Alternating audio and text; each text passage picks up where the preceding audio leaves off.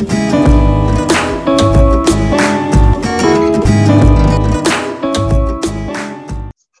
today we are going to continue from the basic methodology of HTML programming. तो देखिए जरा, सबसे पहले हम HTML लिखेंगे, then head tag अप्लाई करेंगे, then inside head we will apply title, title title, और यहाँ पर लिखेंगे IIS, या जैसे आज हम लिस्ट के बारे में बात करेंगे, types of list, different types of list बनाते हैं, ठीक है। तो टाइप्स ऑफ लिस्ट टाइटल का नाम, ठीक है, और टाइटल को क्लोज करेंगे, TITLE। टाइटल क्लोज करने के बाद हेड क्लोज करेंगे, हेड क्लोज करने के बाद बॉडी,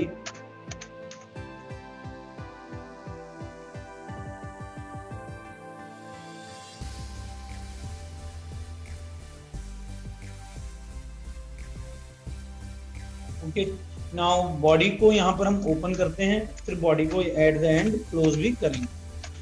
सबसे पहले समझना होगा ये structure of HTML web page है।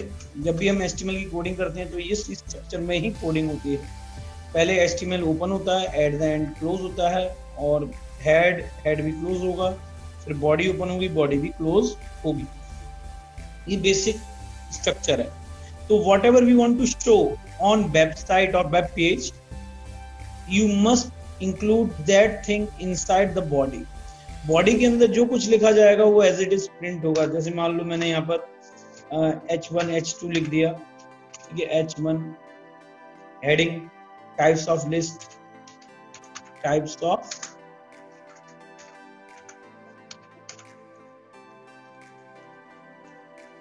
लिस्ट, हेडिंग डाल दी। तो H1 में मैंने H1 को क्लोज कर दिया, हेडिंग 1। H1 क्या है? It is the heading level, okay, it is the heading level, highest level of heading H1, okay. इसके बाद मैं H3 ले रहा हूँ। इसमें HTML is not a case sensitive language. सबसे इंटरेस्टिंग बात ये है कि HTML केस सेंसिटिव नहीं है और इसका हम सही तरीके से यूज कर सकते हैं, तो ध्यान देना है। H3 हमने लिया।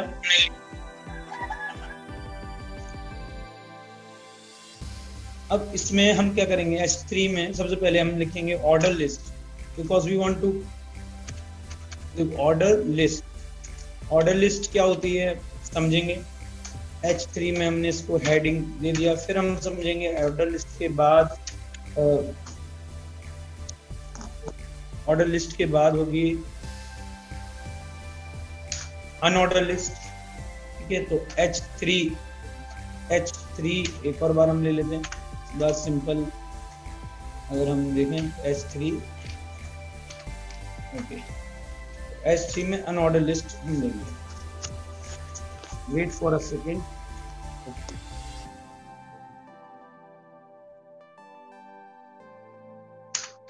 Unordered list, order ODE list. एक होती है ऑर्डर लिस्ट, एक होती है अनऑर्डर लिस्ट। अनऑर्डर लिस्ट को हम बुलेटेड लिस्ट भी कहते हैं, ऑर्डर लिस्ट को हम नंबर्ड लिस्ट भी कहते हैं। तो ये थोड़ा सा हमें मालूम होगा, पहले से भी पता होना चाहिए, और काफी चीजें, एक ऑर्डर लिस्ट है, एक अनऑर्डर लिस्ट, ठीक है। देन एक होता है डेफिनेशन लिस्ट।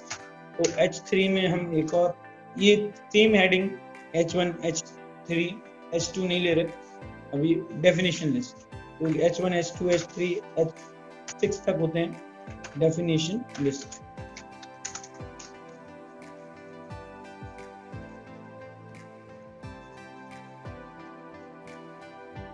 तो ये भी हमने H3 में कर दिया, okay. Now we will see what will be the output. अगर मैं सिंपल इसका आउटपुट देखना चाहता हूँ, कैसे देखेंगे? सबसे पहले HTML पेज को, इस वेब पेज को मैं सेव करूंगा, इस डॉक्यूमेंट को, सेव एज ऑन डेस्कटॉप। तो यहाँ पर मैं पूरी फाइल का नाम दूंगा, टाइप्स ऑफ लिस्ट, फाइल का नाम है types of list. At the end of the file name, I have to use .html extension. This is known as file extension. This is the secondary name of a file, HTML. Okay. उसके बाद हम क्या करेंगे, इसको save करेंगे. So we have saved that.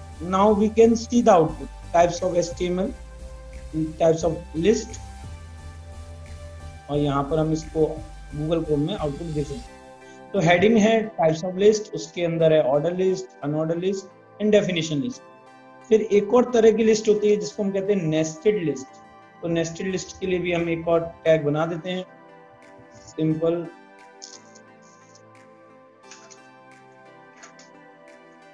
ठीक है.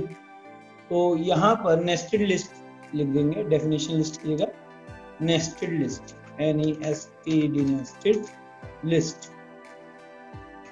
Sir, here is a doubt. Yes. Sir, it is important to write in small letters from starting. No need. आप कैपिटल में कर सकते हो, स्मॉल में कर सकते हो. HTML is not case sensitive. Capital में भी लिख सकते हो, स्मॉल में भी लिख सकते हो. तो इसीलिए सबसे इजी लैंग्वेज जो है वो HTML. ओके. तो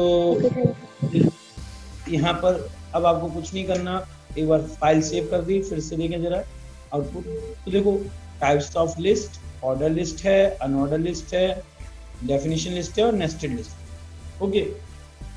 now I just want to demonstrate order list. Order list का डेमो, मतलब उसकी जो कैसी होती है ऑर्डर लिस्ट को बताने के लिए हम क्या करेंगे, ऑर्डर लिस्ट को यूज करने का तरीका क्या है, how to implement order list. ये लिस्ट होती क्या है, जैसे मान लो मुझे वेब पेजेस पर, जैसे अगर आपको मैं वेबसाइट पर ले जाता हूँ, जैसे मान लो मैंने आपको कई सारी वेबसाइट दिखाई होंगी. तो जैसे मान लो हम बात करते हैं space.com की. space.com जैसे मैंने कल भी, SpaceX भी एक अच्छी कंपनी है. space.com पे जाते हैं पहले, तो नासा की भी कंपनी है. तो space.com में जैसे मान लो यहाँ पर कहीं भी कोई टैग्स आ जैसे 1 2 3, ये क्या लिस्ट है, 1 2 3 4 5, these are the points, है ना. तो ये लिस्ट, ये जो इंफॉर्मेशन दी जा रही है ये लिस्ट के फॉर्म में दी जा रही है, 1 2 3 4 5. ऐसी अगर हम अपने वेब पेजेस में इमेजेस भी डाल सकते हैं. बिल्कुल सेम तरह का वेब पेज अगर हमें डिजाइन करना है, हमें उसके ऊपर करते हैं, हमें काफी चीजें सीखनी है. जैसे टैब भी बनाने हैं, काफी चीजें, लेकिन हम बेसिक स्टार्टिंग कर रहे हैं. तो अभी हम OL टैग की बात कर रहे हैं. तो OL टैग किस लिए होता है, जब भी हमें कोई इंफॉर्मेशन लिस्ट के रूप में देनी हो या पॉइंट्स के रूप में रखनी हो, तो ऑर्डर लिस्ट उसके लिए होता है. तो हम जरा कर रहे हैं पहले OL में हम रखेंगे. सबसे पहले देखना जरा ध्यान से, OL टैग का यूज होता है ऑर्डर लिस्ट के लिए. तो OL का टाइप हम देखें, तो OL का टाइप हमने रखा, जैसे मान लो मैंने type OL type equal to मैं रखता हूँ A, कैपिटल ABC के रूप में भी काउंटिंग कर सकते हैं, ABCDEF, है ना. या 1 2 3 के रूप में, 1 2 3 के रूप में काउंटिंग करनी है तो यहाँ पर 1 कर दो. अगर स्मॉल ए से करना है, स्मॉल ए से कर दो, है ना. रोमन नंबर में काउंटिंग करनी है तो इस तरह से 1 I कर दो, तो ऑटोमेटिकली उसका टाइप बदल जाएगा. हम अभी कैपिटल A लेते हैं, ठीक है. और फिर OL को क्लोज भी करना होता है, जहां हमें OL क्लोज करनी है. अब OL यहाँ पर स्टार्ट हुआ, यहाँ पर क्लोज हुआ, तो बीच में हमें लिस्ट आइटम देने होंगे. लिस्ट आइटम के लिए LI टैग यूज होता है, यानी जिसकी लिस्ट बनाना चाहते हो. तो यहाँ पर आप देख सकते हो मैं लिस्ट आइटम बना रहा हूँ. तो ऑर्डर लिस्ट हम बनाएंगे. ऑर्डर लिस्ट में जैसे मान लो मुझे फ्रूट्स की लिस्ट बनानी है या किसी और टॉपिक पे बनानी है, तो हम वो कर सकते हैं. फ्रूट्स के लिए हम यहाँ पर ऑर्डर लिस्ट ले सकते हैं, फ्रूट्स, या फिर डायरेक्ट हमने एक लिस्ट बना ली है, मैंगो, सिंपल मैंगो लिख दिया, या ग्रेप्स लिख दिया मैंने, GRAPS, ग्रेप्स. और भी लिस्ट आइटम हम क्रिएट कर सकते हैं. जितने लिस्ट आइटम क्रिएट करेंगे ऑटोमेटिकली उनकी नंबरिंग हो जाएगी. तो इनको मैं एडिट कर देता हूँ. ग्रेप्स के बाद हम इसमें और अच्छे से फ्रूट्स नेम डाल सकते हैं, जैसे चेरी और कुछ भी, मतलब जो आपको ठीक लगे वो कर सकते हैं. स्ट्रॉबेरी, स्ट्रॉबेरी, BERRY ना, बेरी. चेरी की जगह बेरी कर देता हूँ, ज्यादा सही रहेगा। लो ये ब्लैकबेरी, ठीक है। तो अब देखें जरा इसका आउटपुट क्या होगा। इसका आउटपुट क्या होगा देखें जरा। राइट क्लिक किया, ओपन विद किया, पहले मैंने फाइल को सेव किया। देखो मैं बहुत सारे काम बहुत इसमें बताते जाऊंगा आपको। तो जैसे फाइल पे जाके आप पहले सेव कर लो डाटा को, उसके बाद ही वो इम्पैक्ट करेगा। सेव करने के बाद आप डेस्कटॉप पे जहाँ भी फाइल सेव है .html एक्सटेंशन के नाम से सेव होगी, तो ही आउटपुट देखेगा। राइट करना है, ओपन विद करना है, फिर गूगल क्रोम में देखना है। तो आप देख सकते हो ऑर्डर लिस्ट कैसी बनी हुई है। Mango, grapes, blackberry, guava, strawberry, तो ABCDE है ना, इस तरीके से ऑटोमेटिकली आ गया। तो ये हमने इसका टाइप डिसाइड किया हुआ है। अगर हम चाहते हैं ABCDE ना आए, आई रोमन नंबर में आए, तो आपको केवल यहाँ पर टाइप इक्वल टू आई करना है, फिर इसको सेव करना है। सेव कर दोगे, फाइल पे जाके सेव कर सकते हो, Ctrl+S दबा सकते हो। अब देखो जरा अब क्या आएगा, तो 1 2 3 देखो 1 2 3 हो गया। तो यहाँ पर आप देख सकते हो कि मैं आसानी से यहाँ पर इसका जो टाइप है, ऑर्डर लिस्ट का टाइप है, वो चेंज कर रहा हूँ। अभी अगर मेरे को स्मॉल a से करना है, स्मॉल a, तो स्मॉल a से भी हो जाएगा। लेट्स सी, स्मॉल a से तो ABCD हो गया। देखो ABCDE इस तरह से। और नॉर्मल 1 2 3 करना है तो हम 1 2 3 भी कर सकते हैं। केवल 1 लिख दो और उसके बाद आप इसका आउटपुट देखो, 1 2 3 4 हो जाएगा। तो है सिंपल। अब इसके बाद हम बात करते हैं अनऑर्डर लिस्ट की। तो अनऑर्डर लिस्ट में हम यूज कर रहे हैं डिफरेंट थिंग। तो अभी हम अनऑर्डर लिस्ट में आते हैं। तो ये ऊपर वाला जो था ये ऑर्डर लिस्ट था। अब हम अनऑर्डर लिस्ट की बात करते हैं। अनऑर्डर लिस्ट में H3 यहाँ पर है ना, तो यहाँ पर हम UL लेंगे। अनऑर्डर के लिए होता है UL का टाइप क्या है वो हम दे सकते हैं। टाइप में सर्कल दे सकते हैं, स्क्वायर दे सकते हैं, डिस्क दे सकते हैं। तो अभी हम स्क्वायर ले लेते हैं, टाइप इक्वल टू स्क्वायर। अब ये स्क्वायर क्या है, जैसे बुलेटेड लिस्ट होती हैं वो हम इसमें अप्लाई कर सकते हैं। तो UL टाइप इज स्क्वायर, और यहाँ पर UL क्लोज कर दिया, और इसके बीच में हमें देना है लिस्ट आइटम। तो लिस्ट आइटम क्या होगा देखें जरा ध्यान से। जैसे मान लो इसमें मैंने लिख दिया कुछ और ले लेते हैं, जैसे फ्रूट्स हमने ले ली, वेजिटेबल ले लेते हैं, कुकुम्बर, ठीक है, और cabbage,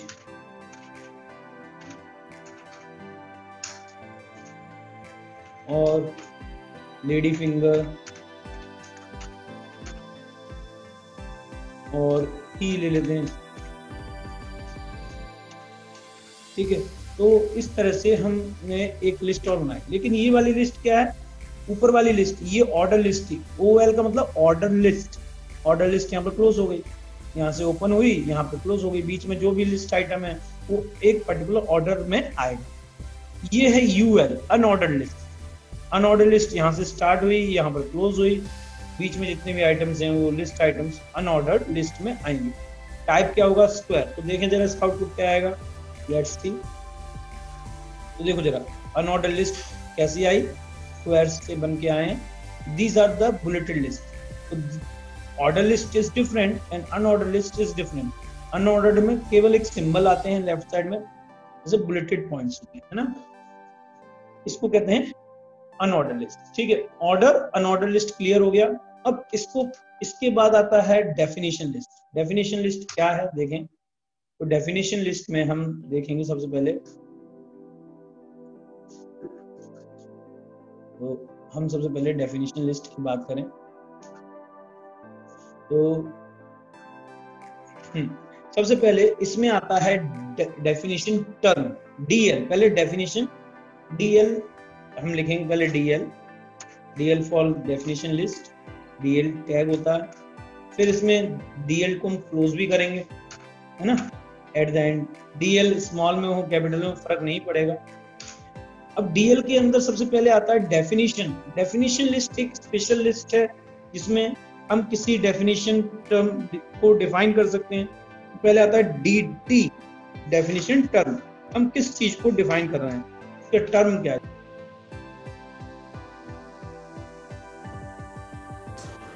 DATA data, it is definition term. और यहाँ पर अगर हम बात करें तो डेफिनेशन टर्म के बाद डेफिनेशन डिस्क्रिप्शन, जो डेफिनेशन टर्म है हम उसको डिस्क्राइब करना चाहते हैं तो कैसे डिस्क्राइब करेंगे, DD मीन्स डेफिनेशन डिस्क्रिप्शन।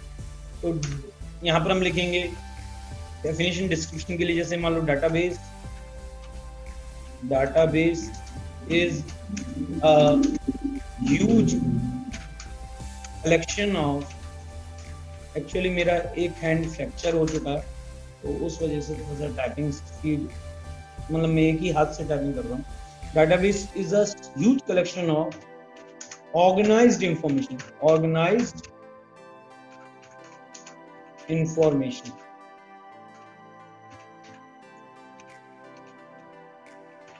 ठीक है। तो हमने इतना लिख दिया, ठीक है। तो DD हो गया। अब इसको मैं सेव कर रहा हूँ, देखें जरा इसका आउटपुट क्या आता है। डेफिनेशन DL है, यहाँ पर DL यहाँ पर क्लोज है, इधर लिखा है हेडिंग में डाटाबेस और उसका डिस्क्रिप्शन दिया database is a huge collection of organised information. Okay, अब इसका आउटपुट देखते हैं कैसे लगता है। राइट क्लिक किया, ओपन विद कर, नाउ यू कैन सी। तो अपने आप डेफिनेशन लिस्ट कैसी होती है, जैसे डाटाबेस इधर दिया हुआ है और database is a huge collection of organised information. Whatever you want to type, whatever you want to describe about database, you can describe here। तो ये इस तरीके से शो होगा, अपने आप ये स्पेस आ गया, ये स्पेस मैंने नहीं दिया, ये DD यानी डाटा डिस्क्रिप्शन में ऑटोमेटिकली इनबिल्ट फैसिलिटी मिलती है। और अगर आप चाहें और डिटेल दे सकते हैं। DD का मतलब होता है पर्टिकुलर टॉपिक के ऊपर हम इंफॉर्मेशन दे रहे हैं। तो database is used in dynamic and static website हमने पढ़ी थी वेबसाइट। ओके, या अब देखें जरा एक लाइन और हमने इसमें लिख दी तो इससे फायदा क्या होगा। देखो डाटाबेस इधर ही रह गया और DD जैसे ही मैंने लिखा। अब डेफिनेशन लिस्ट में जरूरी नहीं कि आप एक ही टर्म दें, डाटाबेस एक टर्म थी, इसके बाद हम एक और टर्म दे सकते हैं। तो एक और टर्म के लिए हम क्या करेंगे, DT लिखेंगे, है ना, DT। और DT क्या होगी, डाटाबेस टर्म क्या होगी, जैसे मतलब कोई भी डाटा टर्म, है ना। तो जिस डेफिनेशन को आप डिफाइन करना चाहते हैं उसको, उसकी टर्म को यहाँ पर लिखना पड़ेगा। जैसे मान लो मैं लिखने वाला हूँ AI, है ना। तो AI में और फिर इसके बाद हम DD कर सकते हैं। तो AI का पूरा डिस्क्रिप्शन यहाँ पर दे सकते हैं। व्हाट इज AI यानी AI मीन्स आर्टिफिशियल इंटेलिजेंस,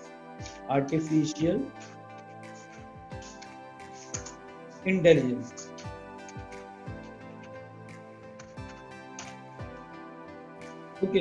तो मैंने ज्यादा कुछ नहीं लिखा, आर्टिफिशियल इंटेलिजेंस, इसके बारे में आप कुछ भी लिख सकते हैं।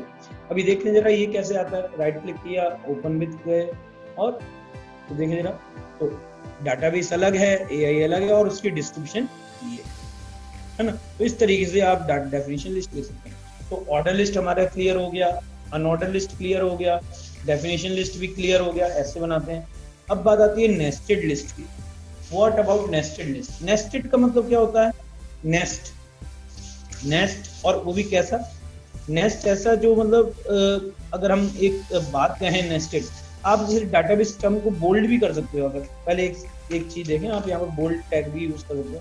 मैं यहाँ पर कर देता हूँ बोल्ड टैग, इससे थोड़ा बहुत अच्छा करिए। अब हम बात कर रहे थे नेस्टेड लिस्ट। तो नेस्टेड लिस्ट यानी list inside list is known as nested list. यानी बहुत सारी लिस्ट को अगर आप एक ही लिस्ट में इन्वोक करते हैं तो list inside list is known as nested list, उसको हम नेस्टेड लिस्ट कहेंगे। तो नेस्टेड लिस्ट कैसे बनाते हैं देखें जरा। जैसे मान लो मुझे OL बनाया, मैंने OL ऑर्डर लिस्ट बनाई। एक ऑर्डर लिस्ट के अंदर मैं एक और अनऑर्डर लिस्ट या ऑर्डर लिस्ट यूज करना चाहता हूँ। यहाँ पर OL, पहली OL मैंने यहाँ पर ओपन की, उसको क्लोज कर दिया। OL के अंदर मैं एक और UL बनाना चाहता हूँ। तो UL अनऑर्डर लिस्ट यहाँ पर ओपन की, यहाँ पर क्लोज भी कर दी यूएल, ठीक है। जैसे लिस्ट के अंदर लिस्ट होती है, तो ओएल इधर से ओपन, इधर ओपन हुई है, यहाँ पर क्लोज, और ये यूएल इधर ओपन हुई, यहाँ पर क्लोज। इस यूएल के अंदर भी मैं एक और यूएल बना सकता हूँ या ओएल बना सकता हूँ, यूएल के अंदर ओएल, तो हम ऐसा कर सकते हैं। तो अभी मैं आपको दिखाता हूँ ये कैसे करते हैं, ठीक है। तो ओएल, ओएल के अंदर, यूएल के अंदर एक और ओएल, तो और अगर मान लो इस वाले ओएल के अंदर दो ओएल बनाना है या दो यूएल बनाना है, तो यहाँ पर भी हम यूएल वगैरह बना सकते हैं। पहले हम इनको फिल कर लेते हैं। तो ओएल का पहला आइटम जो हम देना चाहेंगे ऑर्डर लिस्ट का, मान लो मैंने दिया हार्डवेयर, क्या दिया, hardware. List item, list item क्या होगा, hardware. List item is hardware, HARDWARE, hardware, ठीक है। अब हार्डवेयर में सबसे पहले यूएल हमने कर दिया, हार्डवेयर के अंदर हमने एक और लिस्ट ओपन कर दी और उसका नाम दे दिया हमने, उसका लिस्ट आइटम दे दिया हमने इनपुट डिवाइस, इनपुट, ठीक है, input device, input, input device, ठीक है। इनपुट डिवाइस हार्डवेयर में हमने शुरुआत कर दी। अब इनपुट डिवाइस के अंदर जितने भी इनपुट डिवाइस हैं उनको मैं ओएल में रखूंगा, पहला लिस्ट आइटम में उधर रखूंगा। तो LI लिस्ट आइटम सबसे पहले इसमें दे देता हूँ माउस, MOUSE माउस। फिर लिस्ट आइटम एक और दे देता हूँ कीबोर्ड, फिर मैंने लिख दिया जॉयस्टिक, JOY जॉयस्टिक, ठीक है। अभी 3 दे के देखते हैं। तो अब हमारी OL UL सब पहले से ही क्लोज है, तब ये हमारी नेस्टेड लिस्ट बन गई, यानी OL के अंदर UL के अंदर OL, इस तरीके से हम लिस्ट के अंदर लिस्ट दे सकते हैं। तो देखें जरा इसका आउटपुट क्या आता है, इसका आउटपुट थोड़ा अलग आएगा, देखें क्या आएगा। तो let's see, so now open with, देखो जरा नेस्टेड लिस्ट की हेडिंग डाली हार्डवेयर, हार्डवेयर के अंदर इनपुट डिवाइस, इनपुट डिवाइस के अंदर माउस, कीबोर्ड, जॉयस्टिक। अब सही है। तो लिस्ट इनसाइड लिस्ट, ये वाली लिस्ट इसके अंदर है, इनपुट लिस्ट के अंदर, और इनपुट लिस्ट किसके अंदर है, इस वाले हार्डवेयर के अंदर, है ना। तो यहाँ पर आप देख सकते हैं, तो इनपुट किस तरह का है, यूएल टाइप का, यहाँ से शुरू हुआ और यहाँ पर क्लोज, तो पूरा मैंने सेट कर दिया। अब हार्डवेयर में इनपुट डिवाइस है, जैसे ये पहला लिस्ट आइटम है, ये यूएल के अंदर है, तो यूएल का ये सेकंड आइटम कहाँ पर खत्म, कहाँ पर होगा, यहाँ पर, यहाँ पर हम आउटपुट लिख देते हैं, output device, output device, output device को हम यहाँ पर शो कर सकते हैं, इनपुट आउटपुट डिवाइस। अब आउटपुट डिवाइस तो हमने कर दिया, आउटपुट डिवाइस के बाद हमारा क्या आएगा, हमारे अंदर एक और, इसके अंदर एक और लिस्ट हम क्रिएट करेंगे, OL लिस्ट, OL लिस्ट में हम इसके लिस्ट आइटम देंगे आउटपुट के। OL को क्लोज कर देते हैं अंदर, तो OL आउटपुट के अंदर हमने लिस्ट आइटम देना है। देखो जरा, ये आउटपुट है, आउटपुट डिवाइस के अंदर एक और OL यहाँ पर स्टार्ट की, यहाँ पर क्लोज, तो ये रहा लिस्ट आइटम। आउटपुट में हम रखेंगे प्रिंटर, आज मैं इसको भी है ना, प्रिंटर के बाद हम इसमें रखते हैं मॉनिटर, MONITOR, मॉनिटर। फिर आता है list item projector, PROJECTOR, project. Now we can save this, अब इस लिस्ट को भी सेव कर दिया, मिनिमाइज कर दिया। नाउ वी कैन चेक, देखो जरा, तो हार्डवेयर में इनपुट डिवाइस है, इनपुट डिवाइस के बाद इनपुट डिवाइस के भी कुछ एग्जांपल्स दिए हुए हैं, मॉनिटर, कीबोर्ड, माउस, कीबोर्ड और जॉयस्टिक। फिर आउटपुट डिवाइस है, आउटपुट डिवाइस के भी एग्जांपल दिए हुए हैं, प्रिंटर, मॉनिटर, प्रोजेक्टर। तो this is known as nested list. तो नेस्टेड लिस्ट कैसे बनाते हैं पता चल गया। मैंने 4 तरह की लिस्ट बताई, पहला ऑर्डर लिस्ट, दूसरा अनऑर्डर लिस्ट, तीसरा डेफिनेशन लिस्ट, चौथा नेस्टेड लिस्ट। नेस्टेड लिस्ट यानी लिस्ट इनसाइड लिस्ट। अब अगर आप सोच रहे हो कि हम क्या ऐसा कर सकते हैं कि मान लो कि ये तो हमने देख लिया कि ये हार्डवेयर एक ऑर्डर लिस्ट थी, उसमें भी हमने अनऑर्डर लिस्ट यूज की, और अनऑर्डर लिस्ट में एक बार और ऑर्डर लिस्ट यूज कर ली। देखो ये सिंबल से पता चल रहा है इनपुट डिवाइस कैसी लिस्ट में है, अनऑर्डर में, और इधर नंबरिंग आ रही है 1। हार्डवेयर के बाद अगर मैं सॉफ्टवेयर डालना चाहूँ तो कहाँ पर डालूंगा, सॉफ्टवेयर अगर यूज करना चाहूँ तो OL यहाँ पर सबसे पहले, OL हार्डवेयर कहाँ पर स्टार्ट हुआ, यहाँ पर, ये वाला OL यहाँ पर स्टार्ट हो रहा है और इसका आइटम यहाँ पर है हार्डवेयर, तो OL यहाँ पर सबसे आखिरी वाला OL यहाँ पर क्लोज हो रहा है। तो इससे जस्ट पहले मैं एक लिस्ट आइटम डालूंगा जिसका नाम होगा सॉफ्टवेयर। कमाल की बात है, देखो जरा ध्यान से, तो सॉफ्टवेयर में यहाँ पर लिस्ट आइटम हम लिखेंगे सॉफ्टवेयर, SOFTWARE, सॉफ्टवेयर। और सॉफ्टवेयर के अंदर हम दो तरह के सॉफ्टवेयर यूज कर सकते हैं, तो उसके लिए हम अलग ऑर्डर लिस्ट वगैरह अप्लाई कर सकते हैं। पहले सॉफ्टवेयर देख लें सेकंड नंबर पे आ भी रहा है कि नहीं, तो let's see what will happen. Open with, now you can C hardware के बाद देखो पहला नंबर हार्डवेयर का, दूसरा नंबर सॉफ्टवेयर का आ गया ऑटोमेटिकली। तो ऑर्गेनाइज्ड वे में हम नेस्टेड लिस्ट तैयार कर सकते हैं। अब सॉफ्टवेयर के अंदर मैं एप्लीकेशन सॉफ्टवेयर और सिस्टम सॉफ्टवेयर, फिर उनको डिस्क्राइब करना चाहूँ तो डेफिनेशन लिस्ट भी इंक्लूड कर सकता हूँ सॉफ्टवेयर के अंदर। अब हम जा रहे हैं सॉफ्टवेयर के अंदर, यानी अब हम एक DL बना लेते हैं या OL बना लेते हैं। OL का टाइप क्या होगा, एक लिस्ट आइटम, पहला वाला लिस्ट आइटम होगा हमारा सिस्टम सॉफ्टवेयर। पहले OL को क्लोज कर लेता हूँ यहाँ पर, है ना, OL को क्लोज कर लेता हूँ इसमें। तो यहाँ पर हमने OL को क्लोज करना है, तो OL के अंदर पहला लिस्ट आइटम होगा सिस्टम सॉफ्टवेयर। सिस्टम सॉफ्टवेयर,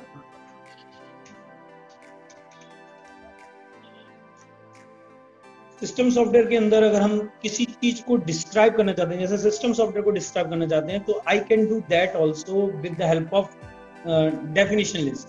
अगर यहाँ पर मैं DL यूज करूँ, OL के अंदर DL यूज कर लेते हैं, तो DL के लिए मुझे केवल यहाँ पर लिखना है DL, okay.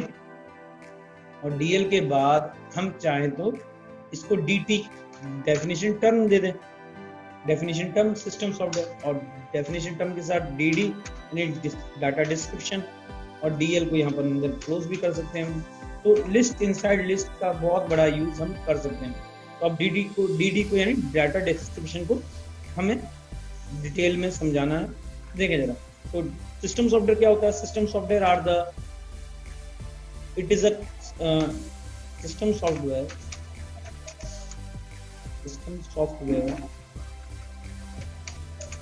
is a collection of interrelated master program,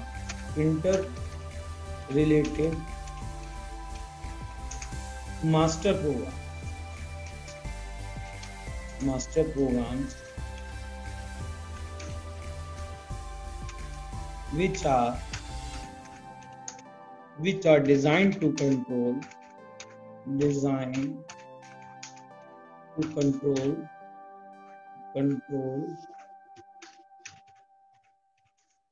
other programs, ठीक है। तो सिस्टम सॉफ्टवेयर अगर हम बात करें तो बहुत सारे मास्टर प्रोग्राम्स का कलेक्शन होता है।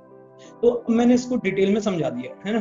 तो DD अब कैसे लगेगा हमारा वेब पेज, अगर हम देखें तो जरा देखते हैं इसका। तो ये हमारा पूरा, देखो मैंने कहा था हार्डवेयर आ गया, हार्डवेयर में इनपुट डिवाइस आ गया, आउटपुट डिवाइस आ गया, उसकी भी डिटेल में हम डिस्कस। अब सॉफ्टवेयर में क्या आया, सिस्टम सॉफ्टवेयर आ गया और सिस्टम सॉफ्टवेयर का पूरा डिस्क्रिप्शन आ गया, ये देखो, है ना, सिस्टम सॉफ्टवेयर। तो ये फर्स्ट और ये सेकंड। अब यहाँ पर हमने DL को भी यूज कर लिया, डेफिनेशन लिस्ट को भी। इधर हमने यूज किया ऑर्डर लिस्ट, ये ऑर्डर लिस्ट है, इनपुट डिवाइस वाला तो अनऑर्डर है, इसके अंदर ऑर्डर लिस्ट है ना।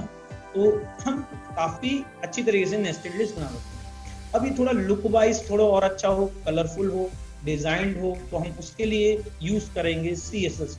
तो हम एक साथ सभी की डिजाइन को चेंज कर सकते हैं बहुत आसानी से। पहले तो बॉडी बैकग्राउंड कलर या इमेज हम डाल के देखते हैं, ये सारे काम भी हम कर सकते हैं। पहले हम बैकग्राउंड कलर VG कलर से डालेंगे, COLOR। कई बार क्या होता है बैकग्राउंड कलर की जो स्पेलिंग है COLOUR कर देते हैं स्टूडेंट, तो वो नहीं करनी है, COLORE रहेगी। बैकग्राउंड कलर जैसे मान लो मैंने कर दिया ग्रीन, ठीक है, तो ग्रीन कलर देखते हैं जरा इम्पैक्ट करता है कि नहीं करता। तो राइट क्लिक किया यहाँ पर और ओपन लिख, तो यस ग्रीन कलर इम्पैक्ट कर रहा है। Now what I want to say, green colour यहाँ पर यूज हो रहा है, ठीक है। अब इसको मैं थोड़ा और अच्छे तरीके से अट्रैक्टिव बनाना चाहता हूँ, तो इसका फॉन्ट कलर भी चेंज कर सकता हूँ। देखो फॉन्ट कलर चेंज करने के दो तरीके, अभी तो हम सिंपल HTML कर रहे हैं। अगर मैं इसमें CSS कर दूं तो CSS से हमारा वेब पेज और अट्रैक्टिव लगेगा। So I am just doing that only. मैं आपको थोड़ा सा डेमो देना चाहता हूँ, देखें जरा। हेड के बाद CSS हम यूज करते हैं दो तरीके से, तीन तरीके से, एक इंटरनल स्टाइल शीट के रूप में, एक एक्सटर्नल स्टाइल शीट के रूप में, एक होता है इनलाइन CSS, ठीक है। अभी तो फिलहाल हमने सिंपल बैकग्राउंड कलर चेंज किया। फॉन्ट कलर चेंज करना चाहें तो हम यहाँ पर भी कर सकते हैं पर्सनली फॉन्ट कलर। तो इसके लिए हम क्या करेंगे, HTML यहाँ पर हम फॉन्ट, जैसे यहाँ पर मैंने लिखा style, STILE style equal to inverted comma में font FONT font, colour COLOR colour, या अगर आप केवल कलर लिख दोगे तो ऑटोमेटिकली कलर चेंज यहाँ पर इसमें हो जाएगा। कलर की प्रॉपर्टी हम करेंगे यहाँ पर वाइट करके देखते हैं एक बार वाइट होता है कि नहीं होता, और ये हमने करते हैं। तो स्टाइल, ये टाइप्स ऑफ लिस्ट को हम जस्ट चेक कर रहे हैं वेदर इट इज वर्किंग और नॉट। जस्ट स्टाइल कोड हमने यूज किया, हो गया, ठीक है। तो टाइप्स ऑफ लिस्ट यहाँ पर हमने इसको वाइट कर दिया, तो white is looking more better than other, okay.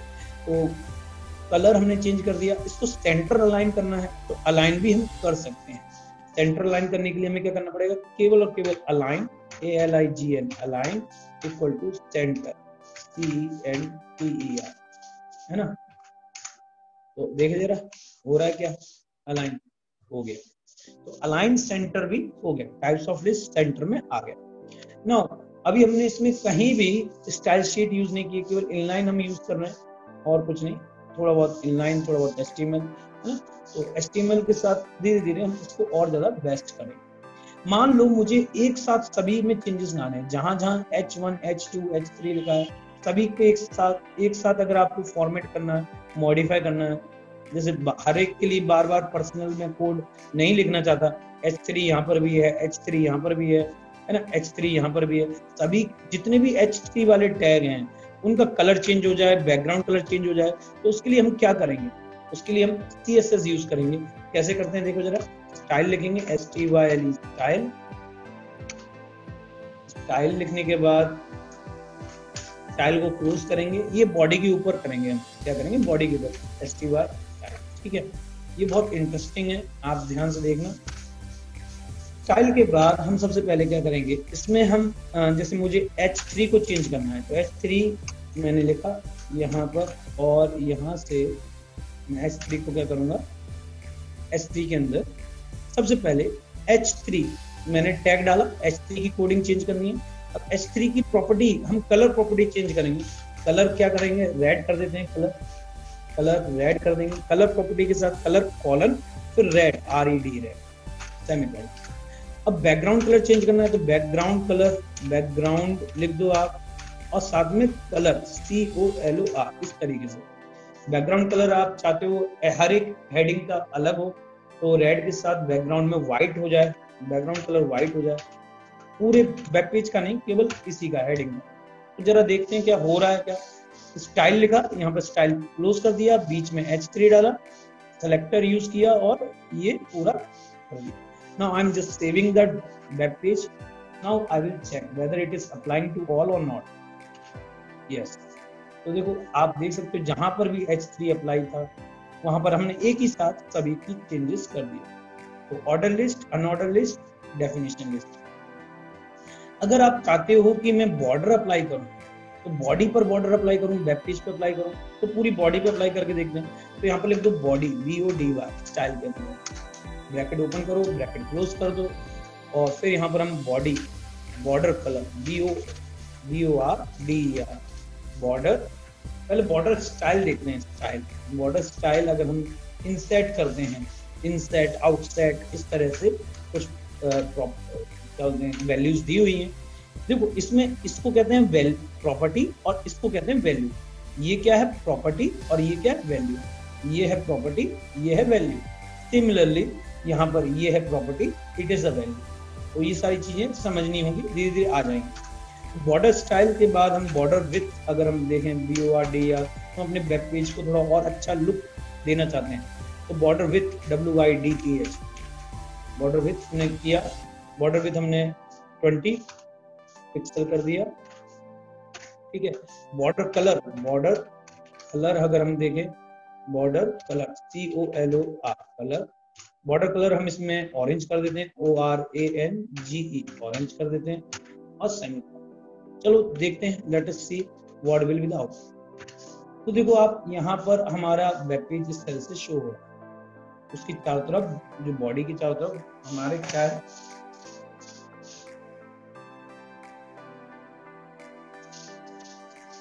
तो ये हमारा वेब पेज है।